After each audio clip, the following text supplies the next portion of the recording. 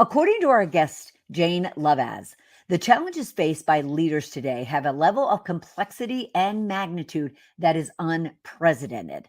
Supporting and advancing women leaders is critical for organizations who want to continue to grow, expand, and innovate.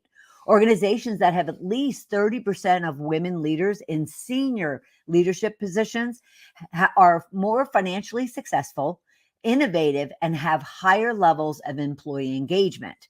So, we're going to delve right into exactly what it takes for women leaders to expand, the impact expanding your leadership position will have on both your personal and professional life, and then what both men and women can do to reap the rewards of women in leadership. Welcome, welcome, welcome to Shedding the Corporate Bitch, the podcast that transforms female corporate executives into powerhouse leaders by showing them how to shed the challenges and overwhelm, along with any fear, insecurity, self-doubt, and negativity holding them back. I'm your host, Bernadette Bose of Ball of Fire Coaching, bringing you powerhouse experts each week to share tips, advice, and sometimes tough love that will allow you to create the riches in your work and life you deserve. So let's do this. Welcome, Jane. I'm so glad you're here. How are you? I am great, Bernadette. It is great to be here with you. Thank you. And where are you, by the way? I'm outside of Washington, D.C. in our crazy winter that we haven't even had this year. Oh, you haven't had a winter? It snowed one time. Barely. It was just enough to cover the grass and the trees. I saw it because I was walking the dog at like 6:30 in the morning, and it was just, the sun was, so it was beautiful. Right.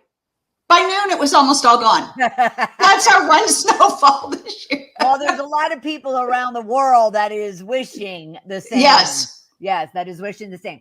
So before we dive into all the conversation about where have all the women gone, tell us a little bit about you outside of the workplace.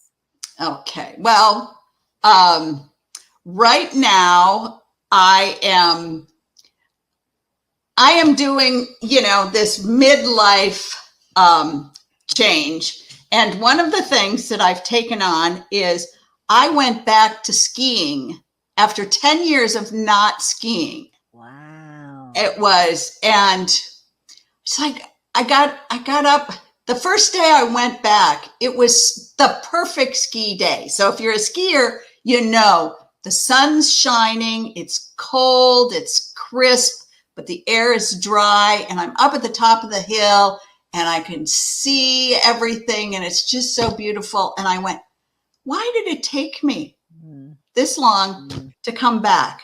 Right. And that's one of the things that I'm committed to doing, is doing some of these things that I've just, we get busy. Yes. And we get consumed with our work, which is a great segue into, because I'd be curious, you do a great deal of work around the subject that we're talking about, which is where have all the women leaders gone? And one, what drew you to that? But two, is it because many women just like you are at a point in their life and career where they're like, I need more. So where first did you kind of work your way in to this area of focus? Right. And I wish it was just they've all gone someplace else. Right. So it started, my background's in technology, and I started out as a software developer and then a project manager and into leadership. And I was very often the only technical woman at the table. And this is a common story that women and it's not just technology. It's highly pervasive in technology, but it's also financial industry, the medical industry, get into leadership and there's a lack of women. I've been doing so, and I didn't know when I was coming up through the ranks, as it were, and the way I chose my career to be, I didn't really know that I had any choice. It just kind of, things just happened to me. I said yes to opportunities, but there was never a plan. So you didn't know there was a choice for what paths you could take, or you didn't know there was a choice to all the kind of opportunities out there? What did you not know the choice of? I didn't realize that I could actually direct it, and that I could share it, and that it didn't have to be just happenstance. Right. That you just, you get a job. And at the time, my husband was active duty military, so we were moving around a lot. And so I lucked out, and being in technology was really great for that because I was always able to get a job. Sure. But I never did it with any thought like, how could I take what I learned and then move up a level?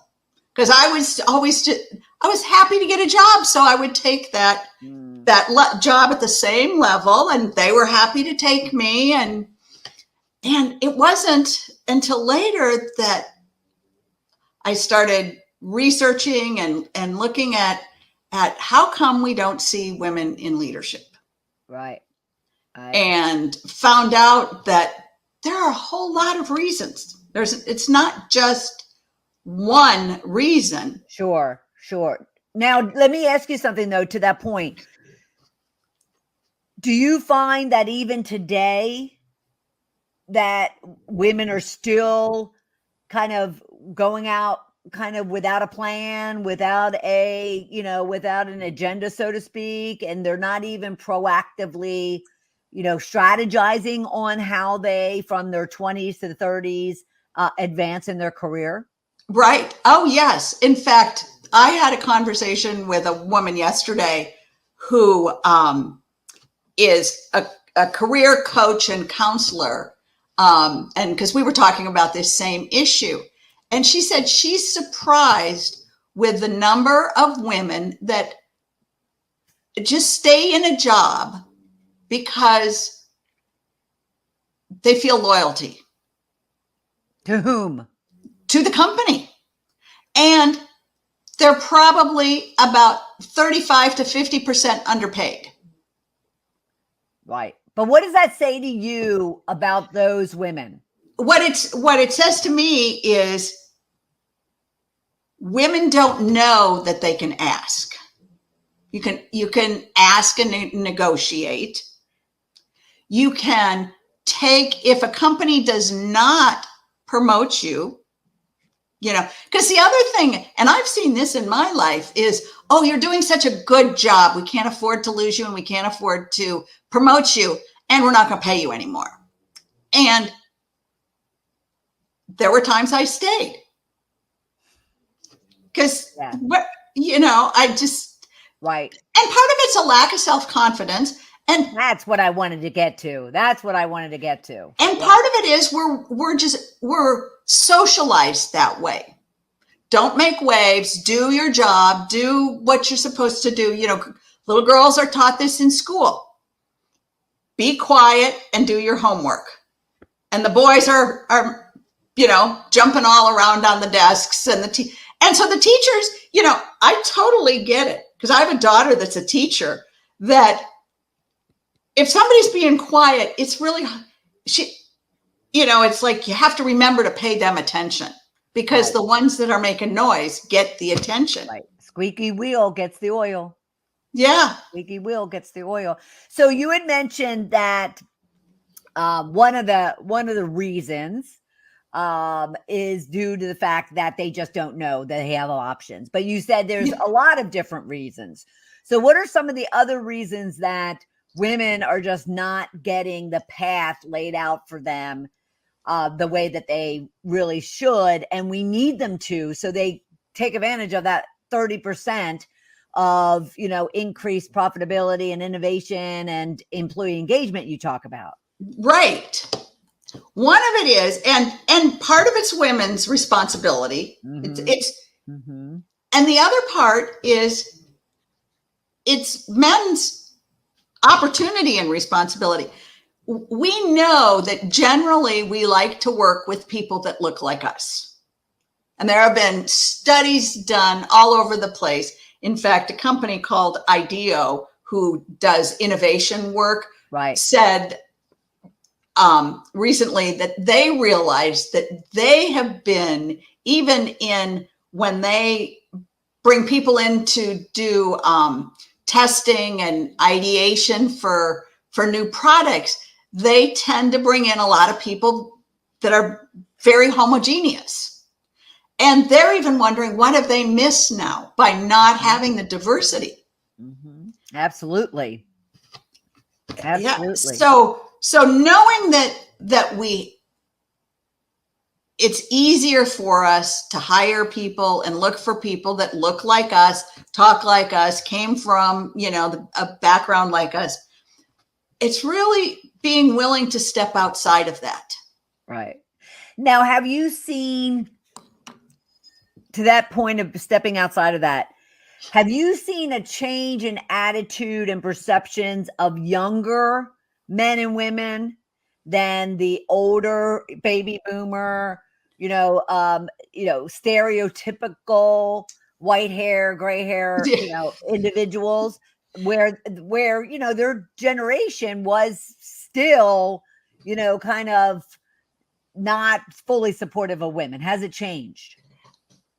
I would love to say, yes, it has changed. And I have not seen that, for one thing, because you would think, okay, where it would change would be in startups. Mm-hmm. Yes. Yes. And women get way less the startup funding, and they're typically not on the leadership or the boards of other startups. So they're not being invited by the men who are starting up and getting the money to join them. And a group of women as a startup have less chance to get the funding. So even for everything that we're doing, there's still that it starts out imbalanced. Right, right. So you had mentioned that both men and women, they need to see the opportunity. And you talk about how putting women leaders in senior leadership positions will elevate your profitability, innovation, employee engagement by 30%, if not more. Right. So what is it, now that we've talked about kind of the negative, not the negative, but the struggle, the challenge that we're having, what is the reason? What do women bring to the table that everyone should be aware of, including the women themselves need to be aware of, that'll provide all that return on investment when you do put women in key roles? What is it about women? Well, and I think it's less about if women bring something that's so unique, is that instead it's all the diversity. It opens up all the diversity. So women grew up having different experiences. If they're married, in their marriage, they have different experiences. When they play sports, they have different experiences.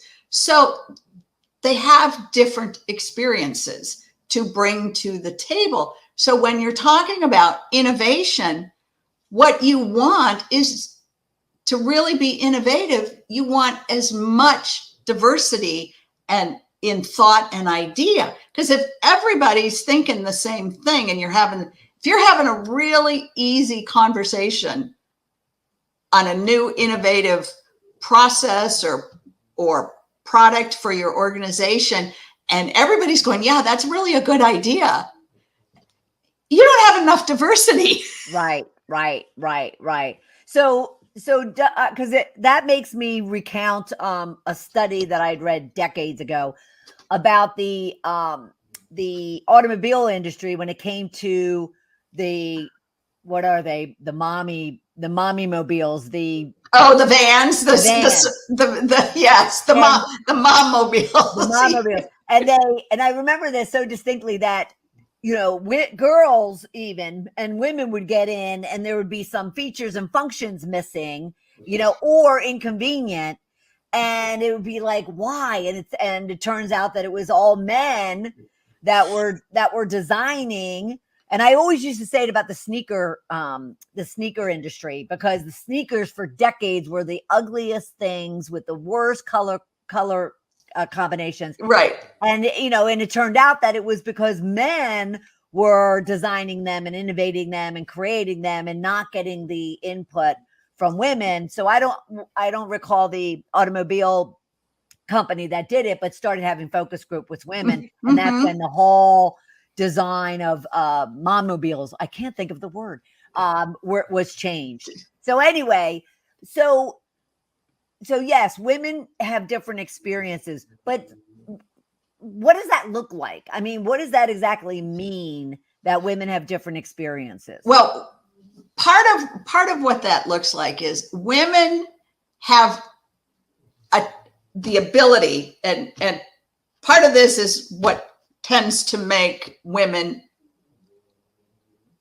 good mothers, is they have a higher ability to multitask, and we know that multitasking is not real effective, and women have a higher, not a big, huge ability to multitask, and they have the ability to see a wider view because they've got to be able to see all those kids running around and pay attention to all of those, and then to react to those. So when you bring that into an organization, they've got the opportunity to really see what's going on, be able to see opportunities that are a little bit further out of range. Men are really great at seeing what's right in front of them. Right. And going for it. And that's really great as long as that's what there is. But right now, I mean, we know for the last 4 years, and it's not going to stop, when we got stuck with the pandemic, so many companies, almost every industry had to pivot some way. And they had to do it quickly. Right. And that's one of the places that women have an ability to go, oh, let's do this. Because again, that's part of being a mom and part of a family. Right. Being in community. Right.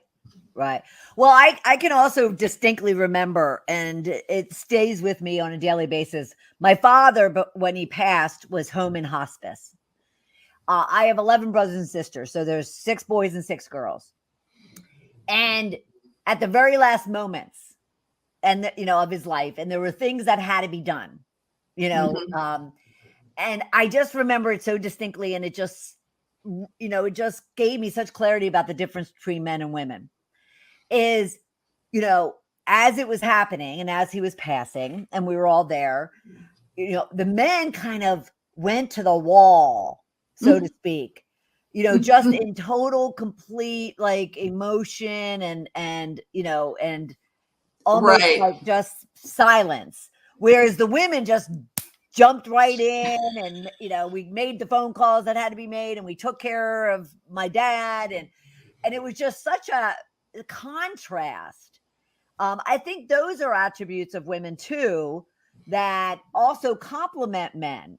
It's because it's not a he, she. It's No. how do we partner together to make sure everyone, like in that room with my father, everyone was taken care of. Would you agree with that? Oh, absolutely. And organizations need that diversity too. That's the thing.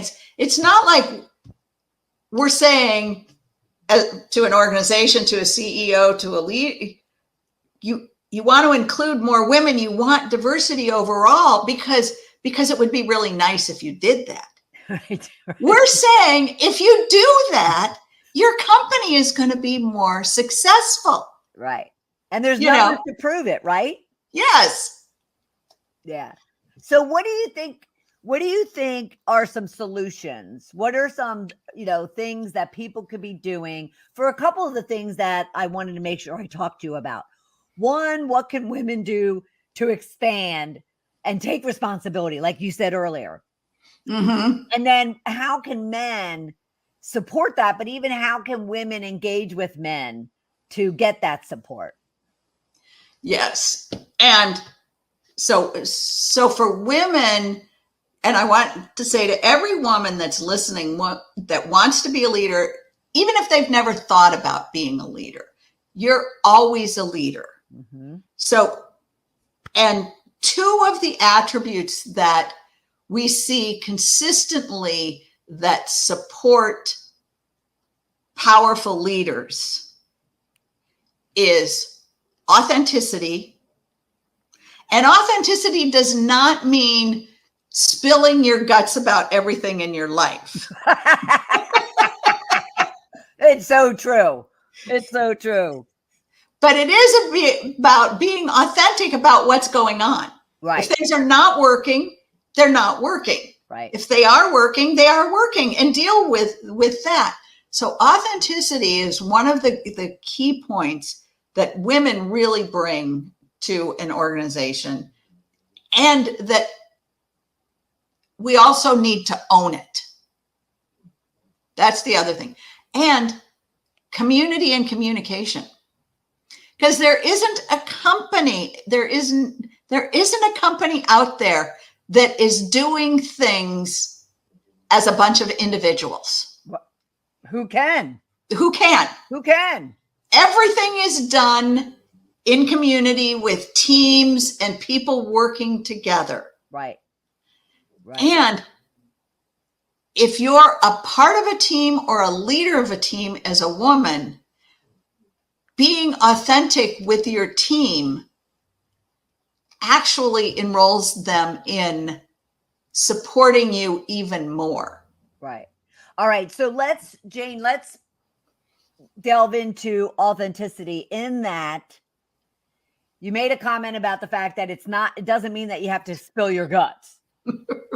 But some women out there are thinking, well, I'm authentic when I go to work. And I would have told you that for 20 years that I was, but I was wearing the biggest mask and being anything but who I truly am. So what does it truly, truly mean to be authentic? One, it's really knowing yourself and knowing, and we're not talking about bashing and putting yourselves down, but knowing that these are your weaknesses. And on the other hand, knowing that these are your strengths. Absolutely. Love it. Because we oftentimes let our weaknesses hide our strengths because we don't want to come across as too much. Right. Well, don't you also find that, especially in today's world of social media, that women don't even see their strengths because they have so much of the weaknesses of always being thrown in their face? Yes. Or they're trying to make themselves be something because they see that on social media that this is what everybody's doing. So now I'm going to do this. Right. And it's not being who you are. Mm-hmm. Mm-hmm. And it really for yourself is an unrelentless honesty at looking at, and how did I start to believe that I'm not good enough? Right. You can probably remember some teacher in grade school telling you, you're talking too much, something. And we took that to mean, oh, I'm not good enough, so don't talk too much. So then now you don't even remember that consciously, but it's Right. there. So you go into a meeting, and if you say one thing, then you don't say anything else because, I don't want to talk too much. Right. And I know all this, and I deal with this on a regular basis. And I was on a Zoom meeting last night with about 5 other, there were 5 other people on there, and I said what I, and I could find myself going, ooh, don't talk too much. And I'm like, oh, let's put that over here, because I had things to say in that meeting. And it's like, that was what that meeting was for, was just to get these things, we're creating something. So everybody's got to speak. But, and so listen to what that voice in your head is saying before you shut it off. Don't say that. Ooh. Right. Oh, I love that. So intentionally listen to yourself. Yes. I love that. Because that's not even yourself anymore. That's just an automatic voice that goes in your head. Don't say that. Don't say that. Don't step out. Don't do that. Don't go there. Oh, sit back. Oh, don't smile too much. Don't be too happy. Don't be too sad. All. It's so true. If we could all ever take a look inside our brains, inside our minds, it'd be chaos. It'd be absolute chaos. So every time you see that, take it out and go, oh, I'll put you over here. I'll pick you back up later. Right. If I need you. Right. Exactly. And you talk also, and you have an upcoming book. Yes. And you talk about love, how love, bringing love into the workplace, which, I can see so many people's hair, on their neck go up, and the men are running for the door. But I would have too, for many, many years, I would have been like, what are you talking about? But, how does that play out, and why is that so important?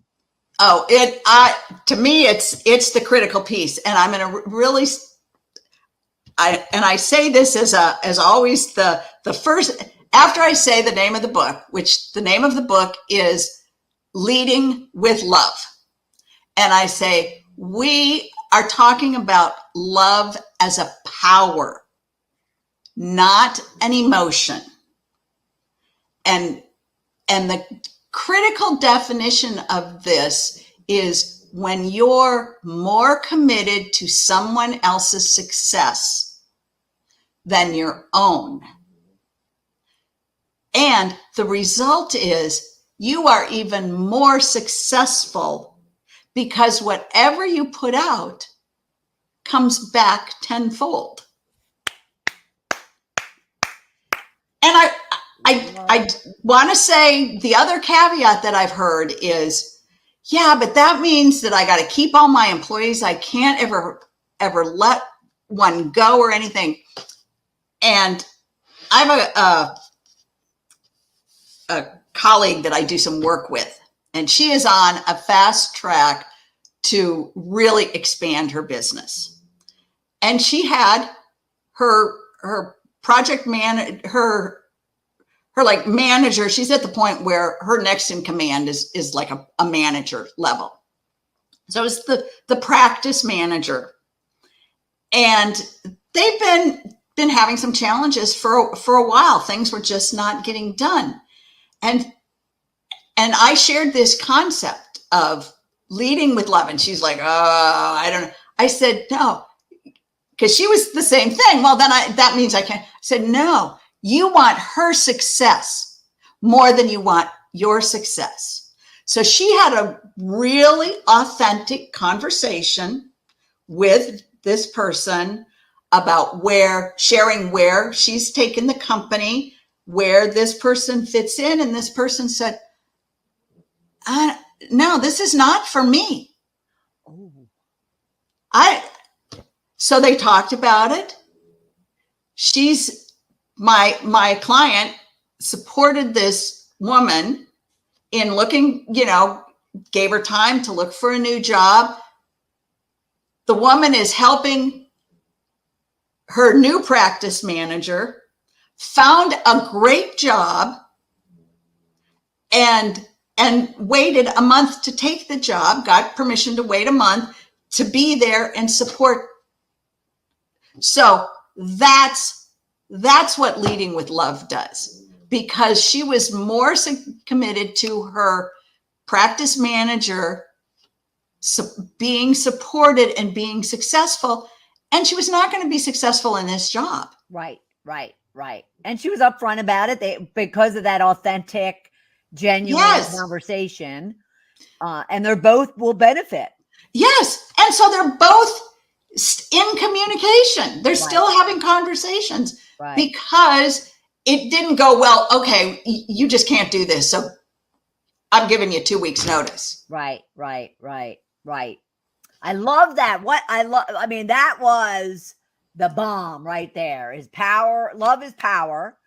And, and it's all about you wanting someone else, genuinely wanting someone else to be successful even before yourself, because you take care of others, you'll be taken care of.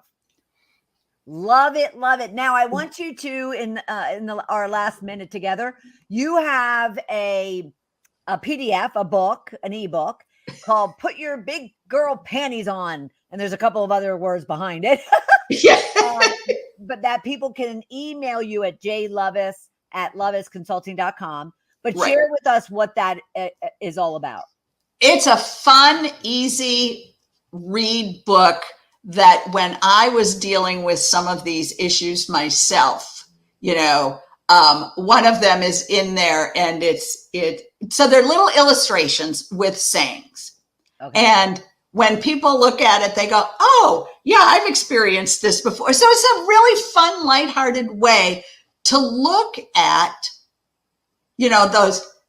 those fears that we all have, that we're a fraud, that I'm not important, nobody cares, it's not safe. All of those fears that some of us have this one and some of us have that other one. They're all basically the same thing. Right.